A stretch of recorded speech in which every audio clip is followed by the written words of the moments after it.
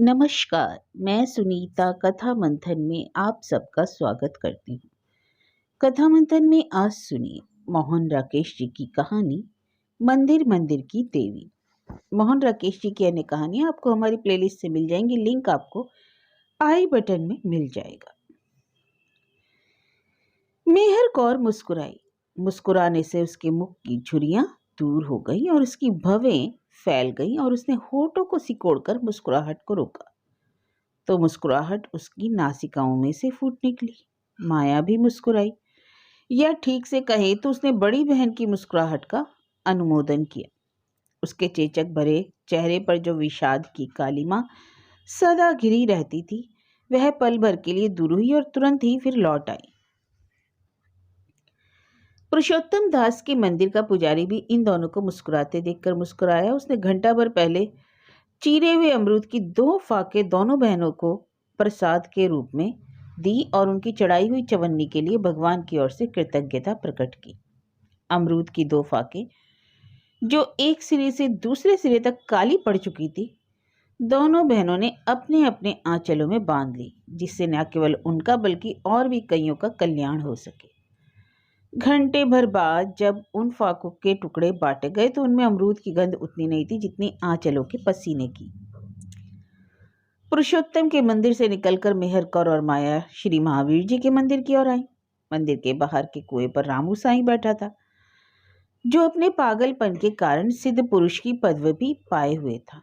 रामू साईं चारों ओर मैले कुचले चिथड़े बिखेर कर आबा आबा आबा करता बैठा रहता था। उसके मुंह से टपकता हुआ लार धारा प्रवाह से उसके मुनि वेश तथा योग आसन को गीला करता था।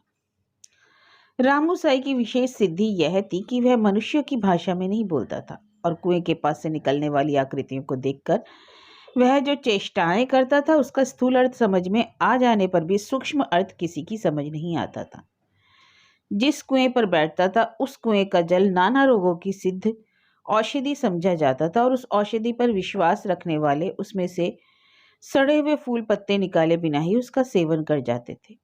माया और मेहर कौर ने रामू साई को देखकर सिर नवाए। रामू साई जो केला खा रहा था उसका शेष भाग उसके ने छिलके समेत माया के सिर पर फेंक दिया। माया के सिर का जो भाग चिपचिपा हो गया उसे आंचल से पहुंचती मेहर कौर बोली, अरे साई जी की कृपा हुई, देखो इससे क्या फल निकलता है। और वे दोनों मंदिर के अंदर चली गई। महावीर जी का बूढ़ा पुजारी, जिसकी हुकती हुई खांसी उसके घून खाए शरीर के खोखलेपन को विज्ञप्त कर रही थी, मेहर कौर को देखकर अत्यंत प्रसन्न हुआ और आने वाली हनुमान जयंती का स्मरण करके उसने उसे बहुत सा गेरू भेंट किया। महावीर जी के मंदिर से वे दोनों श्री गोवर्धन नाथ जी के ठाकुर द्वारे की ओर आई। ठाकुर द्वारे की गौशाला में से पुराने गोबर की गंध सारे वातावरण में फैल रही थी। पिछले अन्नकूट में जो लंबे लंबे पत्ते द्वार पर सजाए गए थे, वे महीना भर सूखकर भी भक्तों के स्वागत कर्तव्य से मुक्त नहीं हुए थे और अपनी तपस्या से कृष्णवर्ण होकर भी रस्सी के साथ मरे हुए चमगादड़ों की तरह लटक रहे थे। मंदिर की द्वार पर बनी श्री चरणों की केसरिया छाप को प्रणाम करके माया और मेहर कौर ने अंदर प्रवेश किया। श्री गोवर्धन नाथ जी का बड़ा पुजारी सुखदेव स्वामी, जिसकी पली हुई देह में एक अश्व की शक्ति थी, नाभि को खुजलाता हुआ मेहर कौर को देखकर गदगद हो गया। उसके इस भाव को देखकर मेहर कौर भी गदगद हो गई। सुखदेव स्वामी ने दोनों को पंचगव्य का चरणामृत दिया और सतयुग की देवी माता मेहर कौर के हृदय की विशालता और दानशीलता की प्रशंसा करके समय की महिमा और भगवान श्री गोवर्धन नाथ जी के पास सब समुचित वस्त्रों के अभाव की चर्चा करने लगा। वहां पर वस्त्र दान का वचन देकर मेहर कौर माया के साथ लल्लू भगत के मंदिर में गई और वहां के राधा कृष्ण को अंधेरी कोठरी में विराजमान देखकर उसने उनके कक्ष में दिया जलाने के लिए 1.25 रुपया प्रदान किया। वहां से लौटते हुए रास्ते में श्री राधा गोविंद जी का भी मंदिर आया। वहां के गोविंद जी की मुरली वाली भुजा टूट गई थी। राधे जी की अनन्य लावण्य मूर्ति के पास टूटी हुई भुजा वाले गोविंद जी मेहर कौर को अच्छे नहीं लगे। उसने उनके स्थान पर नए गोविंद जी की स्थापना के लिए 10 रुपये अर्पण करने की कामना की और समय अधिक हो जाने के कारण वल्लभ देव जी के मंदिर में ना जाकर सीधी घर लौट आई। घर आकर मेहर कौर ने माया को तीर्थ यात्रा का महामात्य सुनाया और उसे अवगत कराया कि यदि उसे अपना परलोक संवारना है तो उसे कुछ दिनों के लिए अवश्य वृंदावन जाकर रहना चाहिए। वृंदावन के सेठों के मंदिर का दर्शन मुक्ति का अन्यतम मार्ग है। यह विश्वास दिलाकर उसने उसे प्रेरणा दी कि मुक्ति के उस पद तक पहुंचने के लिए यदि उसे अपने वैधव्य का एकमात्र आश्रय अपना घर भी बेचना पड़े तो संकोच नहीं करना चाहिए। उसने स्वयं अपने वैधव्य की पूंजी तीर्थों में ही समाप्त की थी और गोकुल से लेकर बद्रिका आश्रम तक भगवान मंडली में उसकी ख्याति थी। माया के नए वैधव्य ने उसके लिए एक अलभ्य अवसर ला दिया था कि वह बहन की पद परंपरा पर चलकर अपने जीवन को सार्थक बना ले। माया अपनी बहन के उपदेशों से वहीं कृतार्थ हुई जा रही थी, पर घर बेचकर वृंदावन जाने की कल्पना उसे कुछ अखर रही थी। वह मन ही मन धागे उलझा रही थी और जो करे ठाकुर जी कहकर बहन की बातों का अनुमोदन करती जा रही थी। वृंदावन का विस्तार और यात्रा का महामात्य सुनकर जिस समय माया मेहर कौर के घर से निकली उस समय सुबह के 8 बज रहे थे। पंडित बेलीराम अपनी तंबाकू की दुकान खोलने से पूर्व दुकान के चौतारे को नमस्कार कर रहा था। वैद्यराज राजा राम की रोगिणियां उसके आने की प्रतीक्षा में शीशियां लिए दुकान के बाहर उसके हाथों की शफा का गुणगान कर रही थी। पर माया को ना उनकी पीली आकृतियों से मतलब था, न अर्जुन सिंह की कड़ाई में पड़ी पूड़ियों की गंध से। वह चलती हुई भी मुक्ति तथा प्रलोक की ही बात सोच रही थी। माया के चले जाने के बाद मेहर कौर ने खाना बनाकर खाया और चटाई पर लेटकर धूप की उस किरण को देखने लगी जो धीरे धीरे उसकी ओर बढ़ रही थी। धूप की किरण जिस समय कमरे के अंत तक होकर पुनः लौटने लगी और कोने की और आधी दीवार से भी ऊपर चली गई, उस समय मेहर कौर ने अपनी चादर ओढ़ी और शीतला मंदिर जाने की तैयारी हो गई। उसी समय सीढ़ियों के नीचे से किसी ने पुकारा, माई जी। मेहर कौर ठिठक कर रह गई। आवाज उस सर्राफ की थी जिससे सोने का हार लेकर उसने 4 महीने पहले श्री गोदरनाथ की पुजारी को कन्या को विवाह पर दिया था।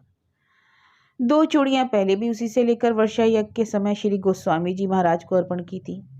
सर्राफ उसे कुल 500 रुपये देने थे जो उसने 3 महीने में दे देने का वचन दे रखा था। मेहर कौर का हृदय उछलने लगा क्योंकि निचली मंजिल के किराएदारों का छोटा बेटा जग्गू, जिसे वह लेनदारों को सीढ़ियों में से टालने के लिए प्रतिदिन 1 पैसा पुरस्कार दिया करती थी, सर्राफ की पुकार का उत्तर देने सीढ़ियों में नहीं पहुंचा। सर्राफ सीढ़ियां चढ़ने लगा। मेहर कौर ने आनंद कंद प्रभु का स्मरण किया और प्रभु की कृपा से सर्राफ ने आधी सीढ़ियां ही चढ़कर पुनः आवाज दी, माई जी। अब के जग्गू अपनी कोठरी में से दौड़ता हुआ आया और उसने चिल्लाकर कहा, माई जी वृंदावन गई हैं। कब गई है वृंदावन? लौटकर कब आएगी? सर्राफ ने अनुपस्थिति में उसके लिए बहुवचन का प्रयोग अनावश्यक समझा। महीने 2 महीने तक जग्गू ने अपनी प्रतिभा से केवल दूसरे ही प्रश्न का उत्तर दिया, वह मरेगी भी वृंदावन में ही। कहता हुआ सर्राफ सीढ़ियों से नीचे उतर गया। मेहर कौर का रोम रोम जल उठा। वह सर्राफ के लिए उस समय वृंदावन ना गई रहती तो वहीं उसका कलेजा नोच डालती। सर्राफ के चले जाने पर जग्गू भागता हुआ ऊपर आया, पर आज प्रतिदिन की तरह ना तो मेहर कौर ने उसे प्यार दिया ना ही पैसा। वह अपनी गीता खुलकर बैठ गई और आंखें गड़ा गड़ा कर पढ़ने लगी। जग्गू कुछ देर तो चुपचाप खड़ा रहा। उसकी समझ में नहीं आ रहा था कि कहाँ क्या भूल हो गई जो उसे पैसा नहीं मिल रहा। जब मेहर कौर ने क्षण भर के लिए भी गीता से आंख नहीं उठाई तो उसने साहस करके अपना हाथ उसकी ओर बढ़ा दिया और कहा, पैसा जहाज नहीं है पैसा। मेहर कौर ने उसे झिड़क दिया और पढ़ने लगी। जब जब धर्म की ग्लानि होती है और अधर्म का उत्थान होता है, हे भारत। जग्गू हाथ खुजलाता हुआ नीचे उतर आया। रात के 9 बजते बजते अमृतसर के बाजार बंद हो जाते हैं और दुकानदार घरों में आकर पत्नियों को सवेरे के समाचार, नगर की अफवाहें और सट्टा मार्केट के भाव सुनाया करते हैं। 9 बजे के बाद किसी के घर जाना अपशकुन समझा जाता है क्योंकि नागरिकों का विश्वास है कि अंधेरा और मृत्यु दोनों भगवान शिव की संतान है और 9 बजे का अशुभ समय आ जाने पर किसी के घर जाना उसकी मृत्यु की कामना करना है। परंतु मेहर कौर का यह विश्वास किंचित बदल गया क्योंकि माया 9 बजे के बाद उसके पास आई और उसके चेहरे के लक्षणों से मेहर कौर को निश्चय हो गया कि रात के ग्रह बुरे नहीं। माया ने आते ही अपने आंचल की गांठ खोलकर एक हरा कागज निकाला। उसमें से एक सोने की चूड़ी निकालकर मेहर कौर के आगे रख दी। मकान का सौदा तो होते ही होगा, अभी मैं यह देवरानी से मांग लाई हूँ। इसके 100 रुपये मिल जाएं तो मैं कल ही चलती हूँ वृंदावन, वह बोली, क्योंकि चूड़ी वास्तव में उसकी अपनी थी और यह बात कि उसके पास सोना भी है वह अपनी बहन से छिपा कर रखना चाहती थी। माया ने चेहरे को इस तरह से गंभीर बनाया कि उसके शब्दों की सत्यता पर संदेह न किया जा सके। मेहर कौर कई क्षण चुप रहकर कुछ सोचती रही। जिस बात को माया छिपा रही थी वह उससे छिपी नहीं रही। उसने गंभीरतापूर्वक चूड़ी हाथ में उठाई और उसे हथेली पर तौलते हुए पार के ढंग से कहा, 100 पूरे तो शायद ही मिले। अरे 90-95 ही सही, माया उत्सुकता पूर्वक बोली।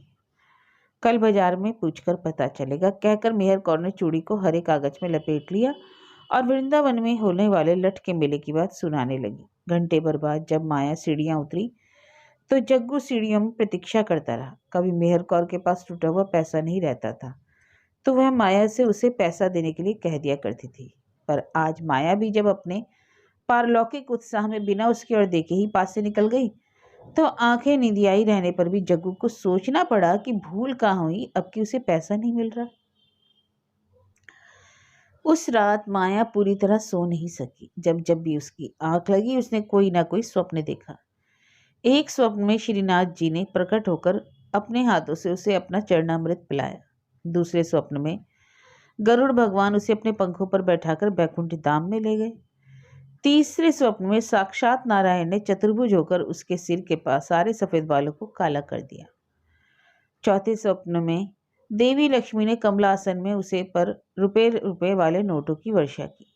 सवेरे नहा धोकर माया ने श्री गोवर्धन नाथ जी के दर्शन किए और शीघ्रता से भोजन बना खाकर 10 बजते बजते मेहर कौर को रात के स्वप्न सुनाने उसके घर पहुंच गई। आधी सीढ़ियां चढ़कर उसने अभ्यास के अनुसार आवाज दी, जीजी, पर विपरीत इसके मेहर कौर ऊपर से प्रतिदिन की तरह कहती, आजा माया।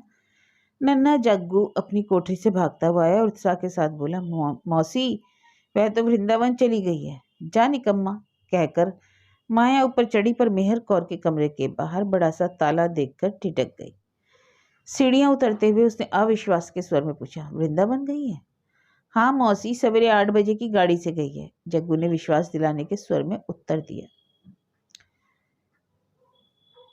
और माया जब अंधेरे जीने में बंधी हुई रस्सी को पकड़ पकड़ कर नीचे उतरी तो जग्गू ने उसके आगे हाथ तो फैलाया पर मुंह से नहीं कहा पैसा। पर जब माया मुंह से कुछ बड़बड़ाती हुई बिना उसकी ओर ध्यान दिए दूसरा जीना भी उतर गई तो जग्गू को विश्वास हो गया कि अवश्य ही कहीं ना कहीं भूल तो हो गई है जो अब के उसे पैसा नहीं मिल रहा है।